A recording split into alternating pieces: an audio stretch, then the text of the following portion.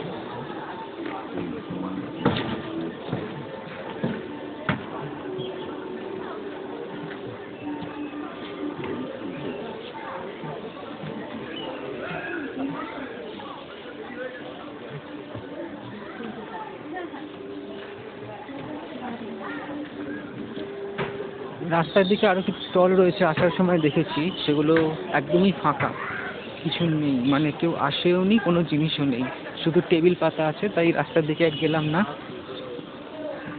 এইখানটা এতটা ফাঁকা জায়গা কেন, আমি ঠিক বুঝতে পারছি না।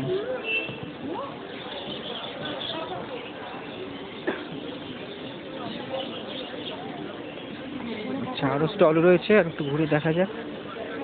রেল লাইন বানানো এখানে। আচ্ছা, এখান দিয়ে বোধহয় ট্রেন যাওয়া আসা করে।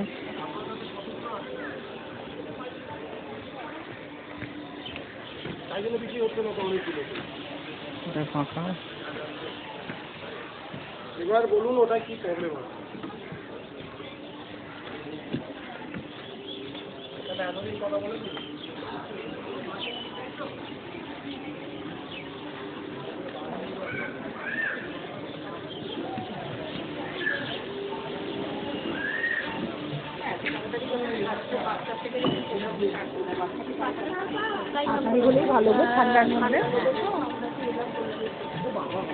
শুনতে পাচ্ছেন? আবার এই বছরে দেখা, কিছু বলবেন নাকি?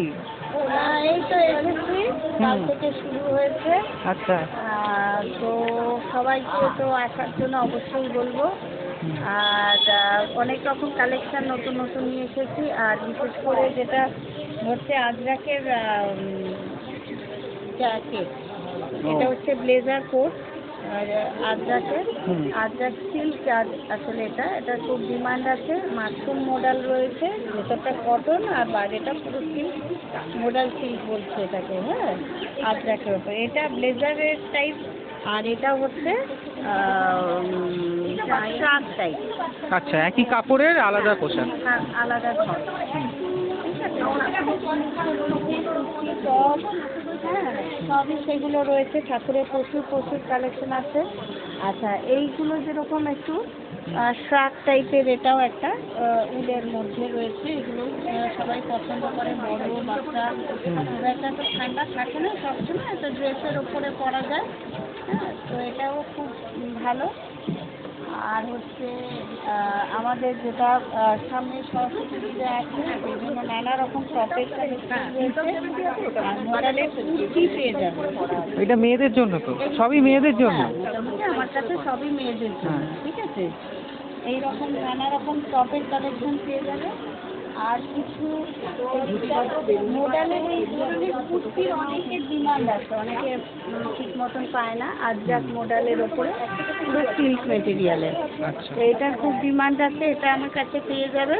আমি দেবযানীর ক্রিয়েশন, এখানে 14 নম্বর স্টলে আমি বসেছি, আর টালা প্রত্যয়তে। ঠিক আছে, আর এই আরেকটা মডেলের মধ্যে যেটা নাকি এমব্রয়ডারি করা, এটাও এটাও খুব সুন্দর। এই ধরনের কালেকশন একদম পিচের ওপরে জিনিসটা আচ্ছা সাইড ও সবসময় তো ভালো। আমরা ফ্রন্টে ওয়ার্ক দেখি, হুম। এটা একটু অন্য প্যাটার্নের এইরকম। এগুলো কাশ্মীরিরা খুব পছন্দ করে, ওরা এই ধরনের। তো সেইটা থেকে এই জিনিসটা এসছে। আচ্ছা তার সঙ্গে নানা রকম প্যাচ ওয়ার্কের ওপরে কুর্তি। এইটা যেমন শ্রাগ বলা যায়, এই ধরনের শ্রাগ টাইপের। এটা শাল দিয়ে তৈরি, হ্যাঁ, ওপরে আর এই নিচে শাল রয়েছে। এই যে কটনের ওপরে, যাতে গরমেও পড়তে পারে, হ্যাঁ, পিওর শালের ওপরে রয়েছে এটা। আচ্ছা ঠিক আছে, এটা একটা লেটেস্ট আমিও পেয়েছি। পুরো শাল থাকে, হুম। কিন্তু এই কটন কাপড়ের সঙ্গে এইরকম করে, তারপর তো অ্যাপ্লিক রয়েছে, র্যাপার রয়েছে, ওই ধরনের টপ, ওয়ান পিস সবই রয়েছে। তো নাইটি টাইপের সবই পাবে এখানে, সাইডে সবই পাবে। তো ঠিক আসতে আছে। পারে, তাড়াতাড়ি আসতে হবে। হুম ঠিক আছে, হুম thank you very much, thank you. আর একটু ঘুরে নিই।